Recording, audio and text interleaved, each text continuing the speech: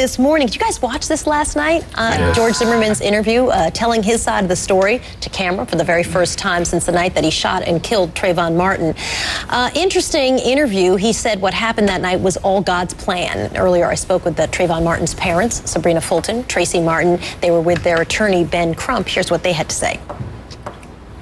Sabrina, I'm going to start with you if I can. I know you had a chance to watch this interview. What did you think of what George Zimmerman was saying?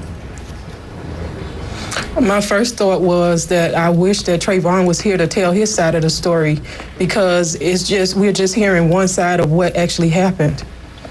Tracy, what do you think? I mean, he walked through numerous descriptions. He walked through, obviously, his side of the story of the pursuit, which he said he was not running after him. He walked through the struggle with the gun.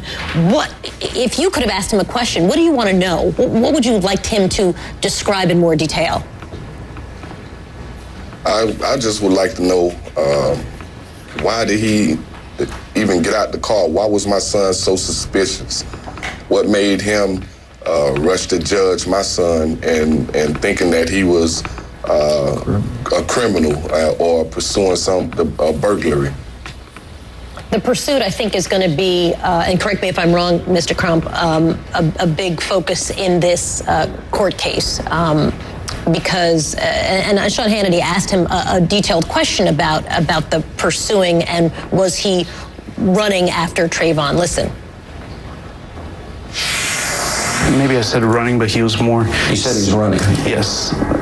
It was like skipping and going away quickly, but he wasn't running out of fear. You could tell the difference? He wasn't running. So he wasn't actually running? No, sir. Okay, because that's what you said to the dispatcher, you thought he was running. Let me ask you this. At that point, we can hear the unbuckling of the seatbelt, hear you opening the car door, and this dispatch asked you at that point, and this became a very key moment that everyone in the media focused on, and the dispatcher asked you, are you following him? And you said yes. Explain that. I meant that I was going in the same direction as him, to keep an eye on him so that I could tell the police where he was going. I didn't mean that I was actually pursuing him. He said he was running, but says in this interview he wasn't running. He said yes to the dispatcher when he asked about following him, but now says I wasn't really following him. When you look at a strategy when this comes to the courtroom and the courthouse, how do you plan on using this chunk of the interview? Well, Soledad, the state attorney is going to see this interview as a gift when they get ready to cross-examine George Zimmerman. We have a term in the law called re ipsa locular, which is Latin for the thing speaks for itself.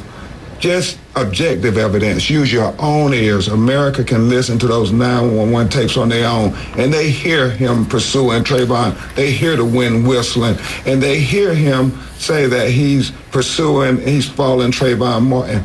Pursuit is so crucial in this case because it kills his stand your ground defense. He profiled, confronted, and shot Trayvon Martin in the heart and said he doesn't regret anything.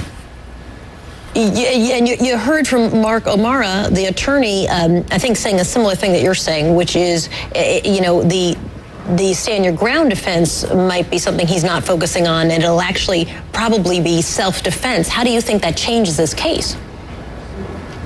Well, remember, we believe the reason George Zimmerman, at 1 hour after he killed Trayvon Martin, had to write in that statement he was looking for street signs because he can't say he pursued Trayvon and then say stand your ground.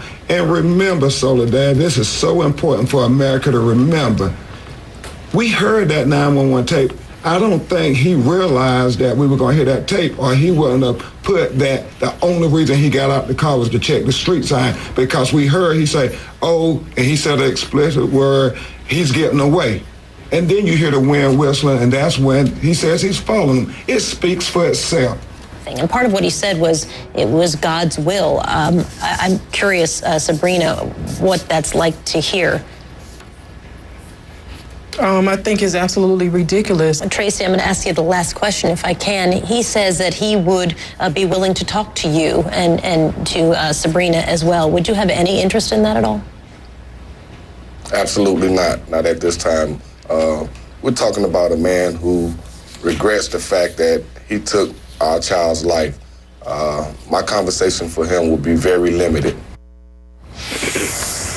I thought that was an interesting interview because you always have to wonder, like, what's the risk, right? If you're going to trial, I mean, and obviously it's a friendly interview. There were not a lot of hardballs in that interview at all. But why are you laughing? Because it wasn't even an interview. Because I'm understating that. Yeah, it's an extravagant understatement. It was an infomercial for George Zimmerman, and he still bombed it.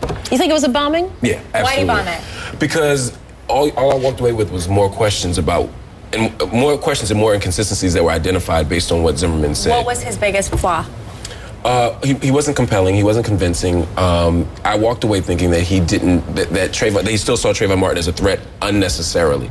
It seemed like he was playing to the cheap seats. But you told me before that you thought if you came in thinking Trayvon Martin was an aggressor, you left still thinking Trayvon Martin was an aggressor. But it's a very small pocket of people who aren't being driven by the facts. They're being driven by other things. Whatever the other stuff is. Yeah.